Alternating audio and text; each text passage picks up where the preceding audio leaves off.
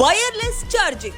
ಒಂದು ಫೋನ್ ನಿಂದ ಮತ್ತೊಂದು ಫೋನ್ ಚಾರ್ಜ್ ಮಾಡೋದು ಹೇಗೆ? ಚಾರ್ಜರ್, ಪವರ್ ಬ್ಯಾಂಕ್ ಮರೆತ್ರೆ ಚಿಂತೆ ಬೇಡ, ವೈರ್ಲೆಸ್ ಮೂಲಕ ಚಾರ್ಜ್ ಮಾಡಬಹುದು. ನಿಮ್ಮ ಫೋನ್ ನಲ್ಲಿ ಈ ಆಯ್ಕೆ ಇದೆಯಾ? ಟೆನ್ಷನ್ ಬಿಟ್ಟುಬಿಡಿ. ಬಿಡುವಿಲ್ಲದ ಕೆಲಸದ ನಡುವೆ ಸ್ಮಾರ್ಟ್ ಫೋನ್ ಜೊತೆಗೆ ಚಾರ್ಜರ್ ಒಯ್ಯುವುದನ್ನ ಮರೆತು ಬಿಡ್ತೇವೆ.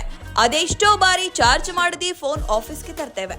ಇಂತಹ ಪರಿಸ್ಥಿತಿಯಲ್ಲಿ ಫೋನ್ ಚಾರ್ಜ್ ಮಾಡುವುದು ಹೇಗೆ ಅಂತ ತಲೆ ಕೆಡಿಸಿಕೊಳ್ತೇವೆ.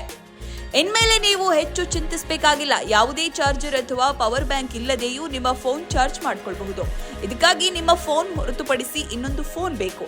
ಆ ಫೋನ್ ನಿಂದ ನೀವು ಸುಲಭವಾಗಿ ಚಾರ್ಜ್ ಮಾಡಿಕೊಳ್ಳಬಹುದು. ಅದುವೇ wireless power sharing.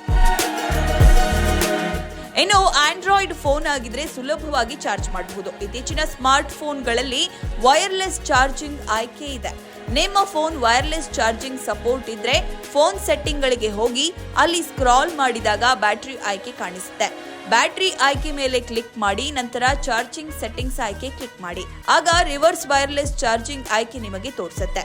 Reverse wireless charging ಆಯ್ಕೆಯನ್ನ ಸಕ್ರಿಯಗೊಳಿಸಿ ನಂತರ ಫೋನ್ ಅನ್ನ ಒಂದು ಮೇಜಿನ ಮೇಲೆ ಉಲ್ಟಾ ಇಡಿ. ಅದರ ಮೇಲೆ ಅಡ್ಡವಾಗಿ ಚಾರ್ಜ್ ಮಾಡಬೇಕಾದ ಫೋನ್ ಇರಿಸಿ. ಆಗ ಫೋನ್ ಚಾರ್ಜ್ ಆಗುತ್ತೆ. ಈ ಪ್ರಕ್ರಿಯೆಯನ್ನ ಪವರ್ ಶೇರ್ ಫೀಚರ್ ಎಂದು ಕರೆಯುತ್ತಾರೆ. ಹೆಚ್ಚಿನ ಸ್ಮಾರ್ಟ್ ಫೋನ್ಗಳಲ್ಲಿ ಈ ಫೀಚರ್ ಇದೆ. ತುರ್ತು ಸಂದರ್ಭಗಳಲ್ಲಿ ಈ ವಿಧಾನ ಬಳಸಬಹುದಾಗಿದೆ. ನಿಯಮಿತವಾಗಿ ನಿಮ್ಮ ಫೋನ್ ಮೀಸಲಾದ ಚಾರ್ಜರ್ ಮೂಲಕ ಚಾರ್ಜ್ ಮಾಡಬೇಕು. ಇಲ್ಲದಿದ್ರೆ ಬ್ಯಾಟರಿ ಮೇಲೆ ಪರಿಣಾಮ ಬೀರುತ್ತೆ.